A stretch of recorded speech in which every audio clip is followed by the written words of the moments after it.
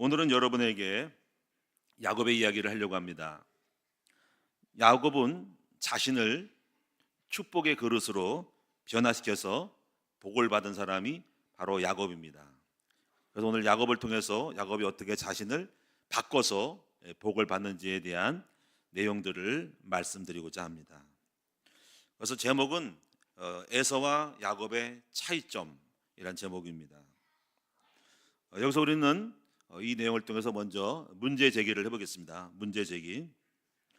에서는 형이었고 야곱은 둘째였는데 형 에서보다 야곱은 복을 더 받았습니다. 자, 여기서 문제 제기하는 겁니다. 어떻게 그렇게 복을 받았을까? 교회 성도들도 응답받은 사람이 있고 응답이 없는 사람이 있습니다. 그 차이가 무엇인지 이를 배우는 것이 오늘 설교의 목적이 되겠습니다. 오늘 여러분들은 다 복을 받기 원하시죠? 복을 싫어하는 사람들은 아무도 없습니다. 그래서 복이 쏟아지라고 어느 나라에서는 복자를 뒤집어서 문 앞에다가 붙인다는 이야기했는데 복이 쏟아지라고 의미가 있는 겁니다. 여러분도 복 받으시려면 복자를 뒤집어서 하면 복이 쏟아질지 모르지만은 어쨌거나 그렇게 해서 받는 것은 아니고.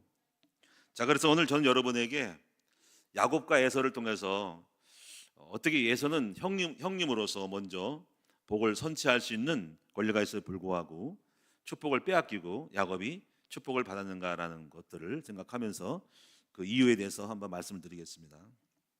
첫 번째로 우리는 여러분 아실 것은 두 종류의 체질이 있습니다. 두 종류의 체질.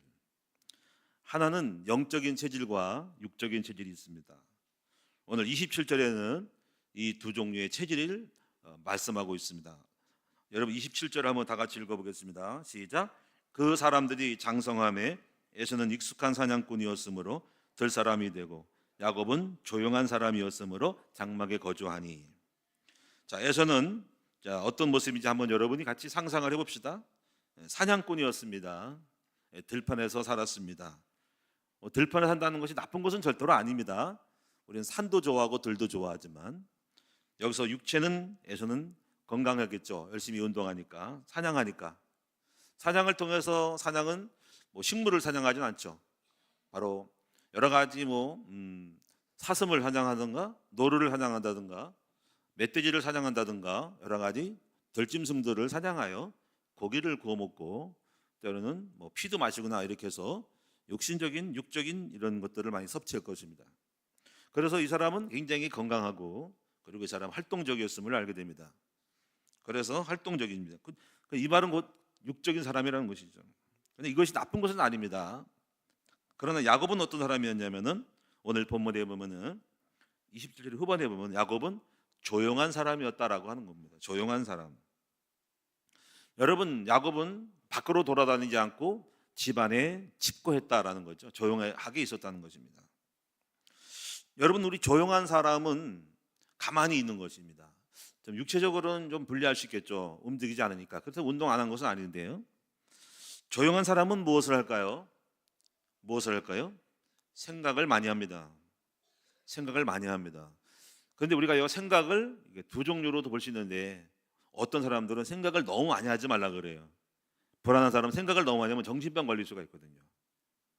약간 자기 생각이 정체성이 없는 사람들은 너무 생각을 많이 하면은 거기에 빠져가지고 정신병 걸릴 수 있습니다. 그러나 거의 대부분 이건 특별한 경우고 좋은 경우는 현명한 사람들은 생각을 많이 한 사람입니다. 묵상의 사람이라 그러죠. 묵상의 사람. 그래서 어떤 우리가 옛날에 과거에 우리가 어떤 선인조사들이라든가 돌을 닦는 사람들은 조용한 장소를 많이 들어갑니다. 생각을 많이 하려고. 그리고 광야, 일부러 광야 어떤 또 이제 광야라든가 또 들판 이렇게 이런 거를 조용한 장소를 많이 갑니다. 사냥하려고 하는 건 아니고 조용히 묵상하려고. 또 사막, 일부 사막의 영성이라 해가지고 그 사람은 사막을 찾아가서 고독을 즐기는 사람이 있습니다. 그래서 우리가 이 조용하다고 하는 것은 묵상이라는 거죠. 저는 이 묵상 조용함에 있어서 생각에 있어서 부정적인 얘기를 하고 싶은 게 아니고 긍정적인 면에서 이 묵상과 생각은 굉장히 중요한 거라는 것입니다. 이 고독한 사람이 잘못하면 외롭고 정신병 걸리지만은 제대로 묵상하고 고독을 즐기면은요 생산적이고 창의적이고 굉장한 지혜가 오는 것을 알 수 있어요. 대표적인 사람이 바로 요셉입니다. 요셉은 형들로부터 왕따를 당해가지고 놀아주지를 않았잖아요. 혼자 있음으로써 상상을 많이 하게 될 때 긍정적인 면에서 꿈을 꾸게 됩니다. 이런 것들이 이제 긍정적인 면에서 생각이 조용한 사람의 생각입니다. 그래서 여러분이 이 현명한 사람들은 생각을 많이 하고 말은 적게 하고 또 행동은 또 더디게 하면서 그렇게 말해요. 성공한 사람들은 생각을 더 많이 그리고 말을 적게 그리고 행동은 절제하되 일단 결정하면 재빠르게 추진력 있게 가라고 말을 합니다. 생각을 많이 하라는 말이 성공한 사람의 정석입니다. 생각을 많은 사람들은 성찰을 많이 합니다. 자신을 성찰합니다. 자기를 돌아보는 거죠. 긍정적인 면에서 그래서 스님들도 늘 자기를 내면을 돌아보는 거. 생각하고 내면을 돌아보면서 자기의 감정을 살펴보면서 이게 스님들이 그렇게 하니까 그런 점에서 좋습니다. 현실을 분석하게 되죠.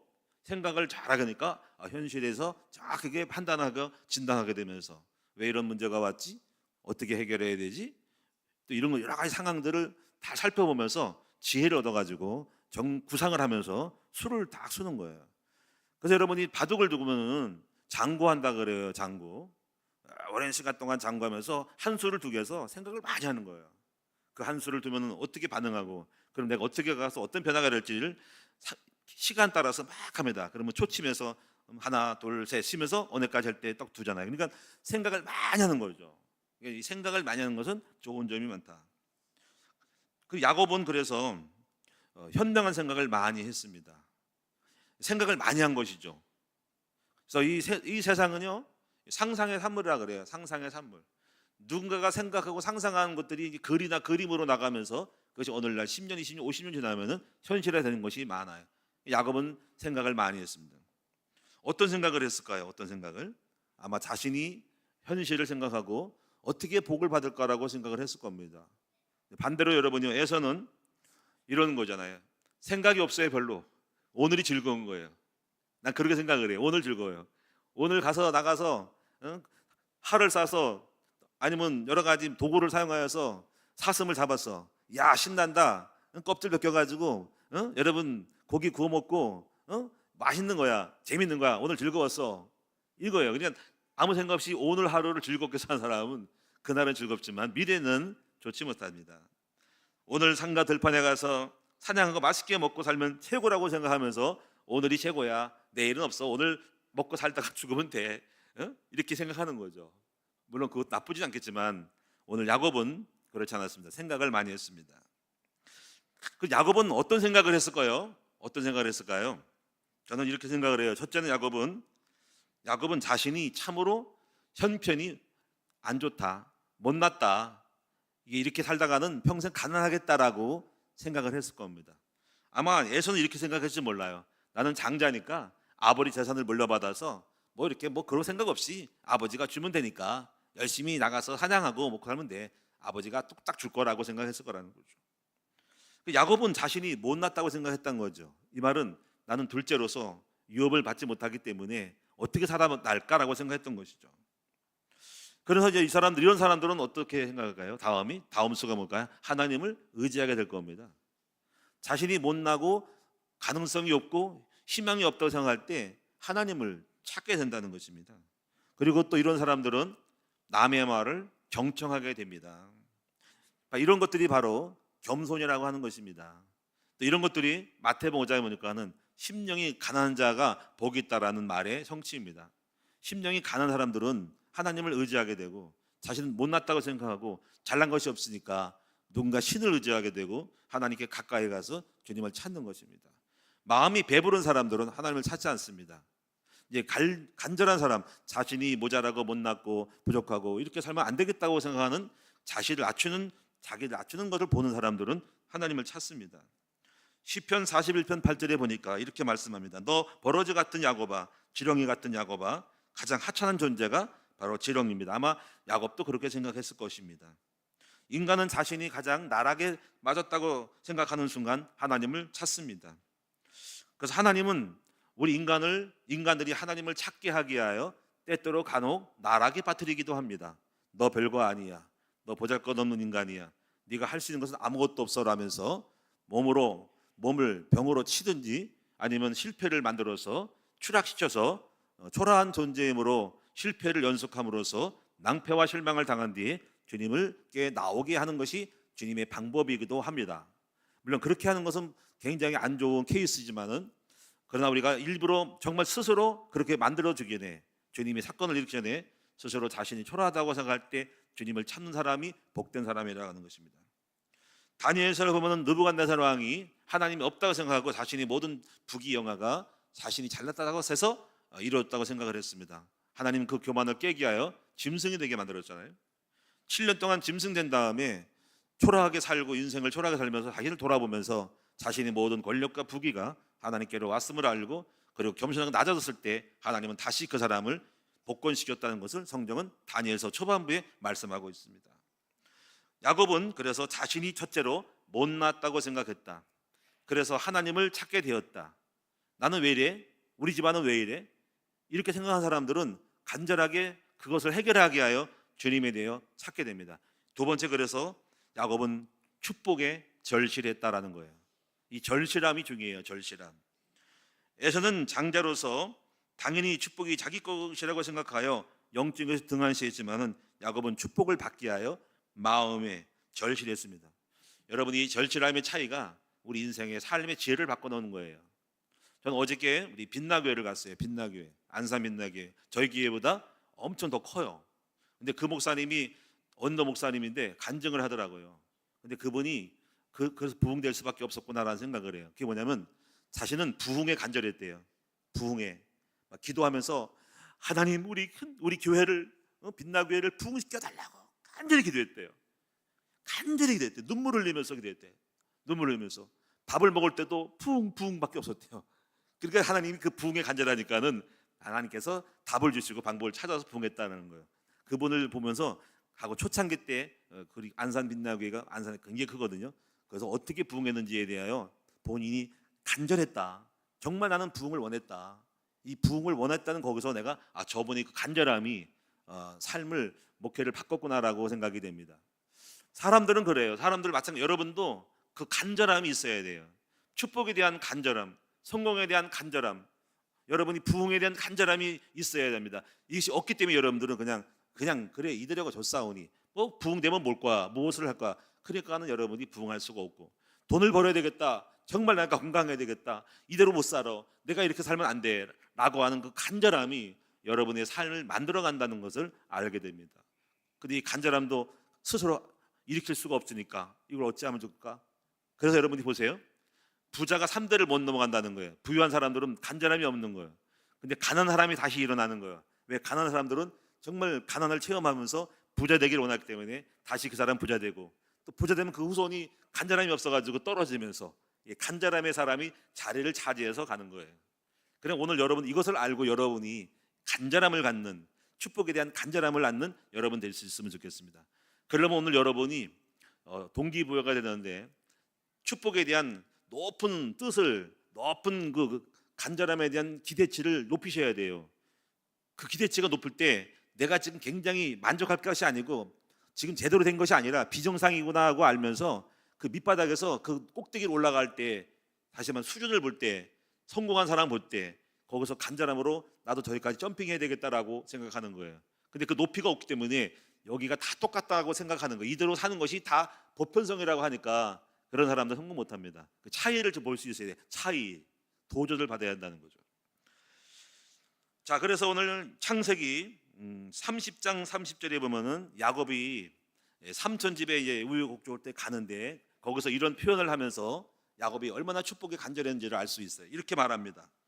창세기 30장 30절에 보면은 삼촌 라반의 집에서 일을 할 때 이제 삼촌에게 이렇게 항의합니다. 삼촌, 나는 언제나 내 집을 세우리까? 하면서 항의를 합니다.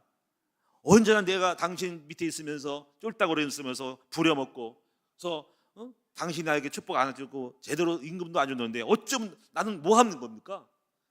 나는 언제나 내 집을 세우리까? 이렇게 항의했어요.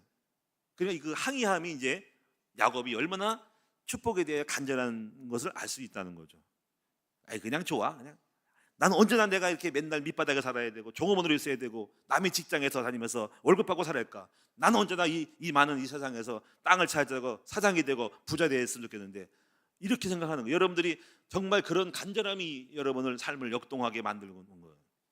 그래서 그랬더니 이 삼촌이 거기 응해서, 그러면 너랑 나랑 한번 계획하자, 해서 계산하자. 그럼 무엇을 줄까? 그러니까는 하나님께 이제 받은 게 있어가지고, 이제 저는 삼촌의 얼룩양이 이거를 저를 자의 영역으로 주세요. 뺏기려면은 얼룩이는 저를 주세요. 삼촌이 머리를 딱 부슬리는 거예요. 그러니까는 그 확률이 별로 없다 이거야. 그러니까는 속으로 계산하다가 그래 이렇게 할게. 이게 강력하게 항의하니까 그걸 한 거예요. 근데 야곱이 그렇게 한 이유는 벌써 그 전에 하나님이 영감 받은 거거든요. 그 수가 확률이 있다는 거, 얼룩이 나온다는 거, 얼룩대 양떼가. 그래서 그걸 대신하는 삼촌은 그걸 모르고 그냥 허락한 거예요. 거기서부터 이제 야곱의 축복이 시작됩니다. 간절함이 요청이 그를 그렇게 만들어낸 거예요. 다시 한번 오늘 여러분, 이 절실함은 자석과 같은 거예요. 자석은 모든 물질을 끌어당깁니다. 여러분, 간절함은 열정적이고 간절함은 많은 것들을 우리를 통해서 중심이 되고 움직이게 만드는 거예요. 여러분, 간절함의 역사가 여러분 세계에 있기를 바랍니다. 저도 축복에 간절하고 저도 사실 부흥에 간절해요. 저는 초창기 때 너무나 어렵게 살아가지고 저는 이렇게 살 수 없다라고 하는 간절함으로 사실 신앙의 동력이 생겼고, 교회도 마찬가지예요. 교회도 간절했어요. 저는 절대로 작게 할 수는 없어요. 적당히 먹고 살고 싶지는 않아요. 이렇게 하면 안 된다고 생각하는 게 있어요. 간절함이 있어요. 그 간절함이 처음에는 제 힘으로 했기 때문에, 방법이 있어서 나의 힘으로 했기 때문에 많이 넘어졌지만은 그 간절함은 변하지 않아요. 절대로 간절함이 내 마음속에 없진 않아요. 그래서 지금도 마찬가지고 저는 이렇게 마음이 있어요. 어떻게 하면 하나님 앞에 크게 부응하기를 원하는 마음이 있다는 거예요. 자, 그럼 오늘 여러분이 이제부터 이렇게 하면 저를 한번 따라하겠습니다. 주여, 저에게 물질을 주소서. 주여, 저에게 목장에 부응을 주소서. 주여, 나에게 기간이 부응을 주소서. 여러분, 이렇게 부응을 꿈꾸는 간절함이 여러분 있기 바랍니다. 또 내 자식에게 가난을 물려줄 수 없다, 이렇게 하셔야 됩니다. 우리 집안에 맨날 싸우고 불행을 씨앗을 남겨줄 수 없다. 반드시 복을 받을 것이다. 앞으로 우리 집안은 화평하고 천국이 될 것이고 번성하고 경제 축복을 받고 물질로 인해 고통받는 일이 없도록 우리 후손에게 가난을 대물리하지 않겠다, 이렇게 여러분이 하시기 바랍니다. 여러분, 정말 간절하게 부흥을 꿈꾸는 저와 여러분 됩시다. 주여, 나에게 부자가 되게 해달라고. 주여, 하박국 선지자처럼 주여, 주는 수년내에 부흥을 허락하여 달라고. 주여, 수년내에 부흥을 달라고 간절함으로 기도할 때 그렇게 하나님 허락하신 거예요. 세 번째, 그래서 이렇게 축복의 절실해질 때 절실한 사람은 찾습니다. 그냥 가만히 앉아있질 않아요. 절실한 사람이 무엇을 한다고 해요? 속담에 우물을 판다는 거예요. 우물을 파요. 급하면 지가 파는 거예요. 절실하니까. 절실하지 않으면 안 파요. 네가 해라, 목말라, 주세요. 그럼 네가 해. 절실한 사람이 우물 판다는 속담이 있는 것입니다. 그래서 야곱은 절실해서 어떻게 해야 축복을 받을까라고 찾은 거예요. 여러분, 야곱은 충분히 예상을 하는 거예요. 찾은 거예요. 어떻게 해야 내가 축복을 받을까? 난 둘째, 이렇게 뭔가 뒤떨어지고 뭔가 그냥 한쪽으로 흘러가는 인생에서 주역이 되고 주류가 되고 했을까? 찾은 거예요. 다시 말해, 이것은 축복의 통로를 찾은 거예요. 그리고 이 축복은 이렇게 생각해요. 하나님의 주권에서 온다는 걸 아는 거야. 하나님의 주권. 그리고 하나님의 주권은 장자권에서 온 걸 아는 거예요. 이 축복의 통로를 그 시대에 장자권이 찾은 거예요. 축복은 역사, 이스라엘 고대 역사 속에는 아버지로부터 오고 또 장자권으로부터 오는 걸 알고 축복의 통로를 찾았다는 거에 의미 있는 거예요. 그래가지고 이 사람은 그 축복의 통로를 찾았기 때문에 이걸 탈취하게 해요. 형하고 팥죽을 써가지고 형님이 사냥 갔다 힘들고 왔을 때 딜을 한 거예요. 팥죽 줄 테니까 배고프니까 당신 장자권 하라니까는 그걸 얻은 거예요. 형은 아무것도 모르고 그런 걸 하나님의 축복의 통로를 모르고 그냥 던져준 거예요. 그러면 이제 아버지부터 축복이기 때문에 아버지 앞에 속여서 하여튼 간에 가짜라도 복 받으려고 머리띠 밀고 안수받은 거예요. 왜냐면 왜 했을까요? 축복은 부모로부터 왔기 때문에. 여기서 중요한 거는 지금 꼭 그렇게 한다고 복 받는 것이 아니고, 장자권보다도 먼저 중요한 거는 그 시대에는 바로 하나님께서 야곱에게 그 시대에 맞는 축복의 통로가 있었다는 거라는 거 알아야 되는 거예요. 그럼 이 시대는요, 무엇이 축복의 통로일까요? 이걸 여러분 아셔야 됩니다. 축복의 통로는 딱 저는 세 가지라고 생각을 해요. 첫째는요, 갈라디아 3장 14절 보면 이렇게 말했습니다. 하나님이 아브라함 같은 복을, 이방인에게 아브라함 같은 복을 주려고 그리스도 안에서 성령으로 말미암아 약속을 이룬다 그랬어요. 확실히 그래요. 여러분, 바로 그리스도가 축복의 통로예요. 그래서 성경은 전부 다가 예수 그리스도 안에, 지저스 크라이스트, 인 크라이스트, 지저스 크라이스트예요. 예수 안에 모든 것 이루어지는 거예요. 예수 이름으로, 예수 이름 귀신 나가고, 예수 이름으로 기도하면 뭐든지 구하면 주신다. 예수 아니면 안 되는 거예요.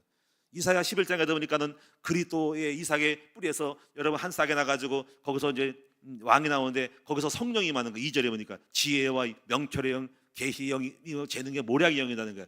1절에서 그리스도 안에서, 그리스도가 있을 때 성령이 오는 거예요. 그래서 하나님이 우리를 축복하는 통로는요, 세 가지인데, 첫째는 뭐냐면 그리스도 안에 있어야 돼요. 그리스도 안에 약속이에요. 은혜의 약속을 잡아야 돼요. 그래서 예수님 믿고 영접을 해야 돼요. 그리고 그리스도를 닮아야 돼요. 예수님처럼 돼야 돼요. 그러면 예수님이 되면은 하나님이 은혜를 주신다는 거예요. 은혜로 되는 거예요. 은혜로. 그 약속이에요. 그게 예수의 약속. 그리고 성령을 보내신 것은 그 약속을 이루기 위하여 너를 끌고 가는 선생이 있다는 거예요. 선생. 성령의 인도 받으라. 성령 충만 받고 성령의 인도를 따라가라는 거예요. 이것이 바로 우리를 축복하는 축복의 통로가 그리스도와 성령인 거예요. 동의하십니까?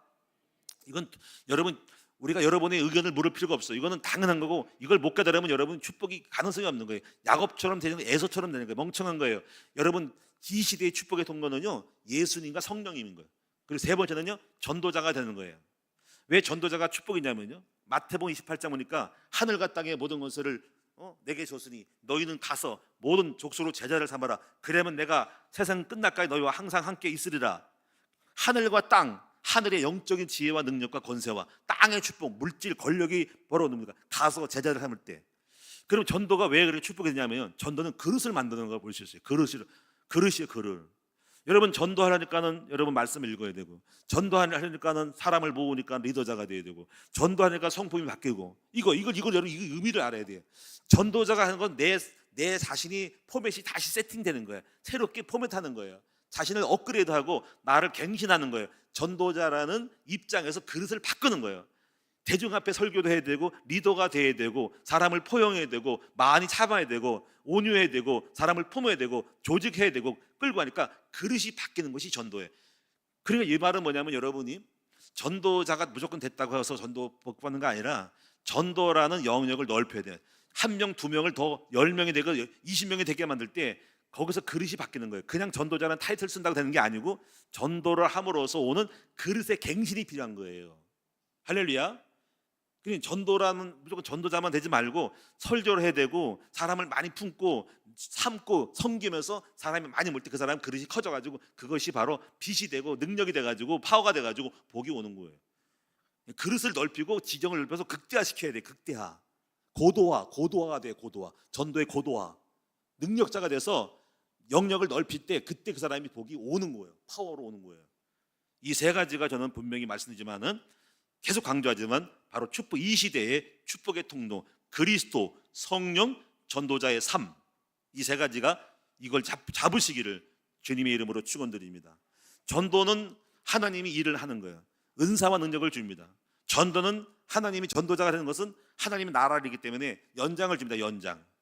여러분, 일터로 나가는 농사꾼에게 주인은 연장을 드립니다. 참도 주고요, 그리고 사람도 붙여주고, 뭐가 필요하냐고 물어볼 때 트랙터가 필요해요. 자전거가 필요해요. 인력을 더 써야 됩니다. 그리고 이거 뭐 부자재를 사야 됩니다. 그러면 얼마가 필요하니까 이렇게 필요해요. 그럼 다 대준다고 책임진다. 그러니까 전도는 은사를 받는 거예요. 하늘의 은사, 병 고치는 은사, 능력, 지혜, 말씀, 지도력, 계시, 많은 사람, 인력을 붙여서 그 사람을 써먹는 거예요. 그게 바로 우리에게 오는 축복인 거예요. 이것을 여러분 아시기를 축원합니다. 세 가지를 저는 그래서 집중으로 나가는 거예요. 오직 예수, 오직 성령, 오직 전도밖에 없어요. 그럼 반드시 하나님이 축복 받을 수밖에 없는 사람 바뀌는 거예요. 저와 오늘 여러분도 각자 여러분 이치에서 그리스도 전도자의 삶을 성령으로, 전도자의 삶을 사심으로 복이 될 수밖에 없는 여러분 되기 바랍니다. 이거는 복을 받는 게 아니라 복이 되어지는 거예요. 그래서 여러분이 이렇게 축복의 통로를 찾았습니다. 그리고 나서 여러분이 이제 성경에서 축복을 통로를 찾고 이제 여기에서 야곱은 방법을 찾았기 때문에 투자를 한 것이죠. 그래서 아까 말한 것처럼 장자권을 취득하는 사건을 벌이고요. 이게 투자예요, 이것이.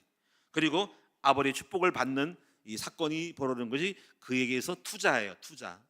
그래서 뭔가 투자, 자기 아버지 목소리처럼 에서처럼 변장을 하고 아버지가 내 손을 잡고 너를 만질 것 같으니까 여기다가 털복숭이 에서는 털이 많으니까 양털 갖다 붙여가지고 하는 그런 어떤 작업들이 일련의 투자예요. 여러분이 훈련받고 여러분이 기도하고 예수님 복음을 깨닫고 말씀을 읽는 것이 투자예요. 이게 야곱처럼 투자하는 거예요.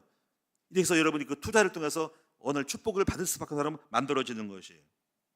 자, 이제 이래가지고 여러분 이제 하나님은 이런 축복의 언약 속에 들어온 야곱에게 축복을 시작을 했습니다. 이제 시작이 된 거 이제부터. 그것이 바로 이제 삼촌의 집에서 두 가지가 일어납니다. 하나는 자녀를 많이 낳는 거.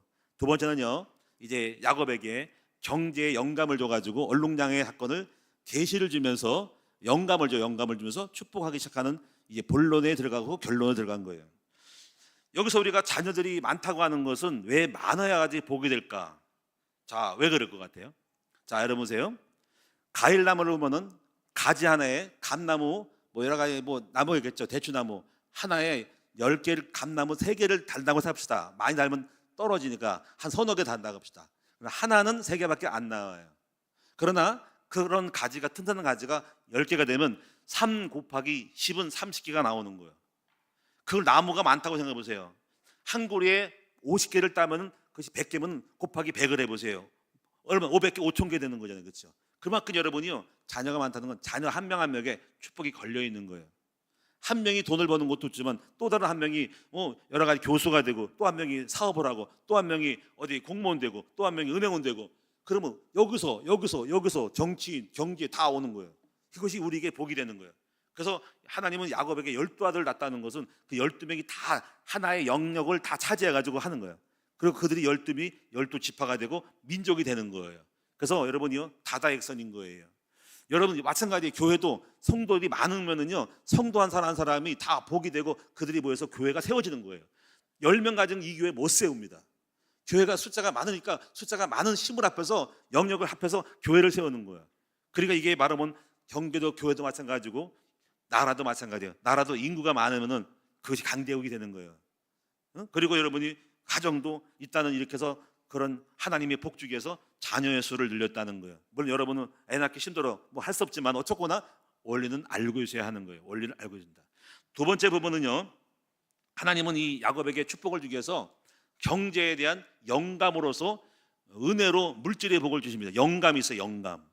그 영감이 뭐냐면 여러분 창세기 31장 보니까는 꿈으로 보여졌습니다. 여러분 이 내용을 여러분 잘 알겠지만 확인을 해보도록 하겠습니다.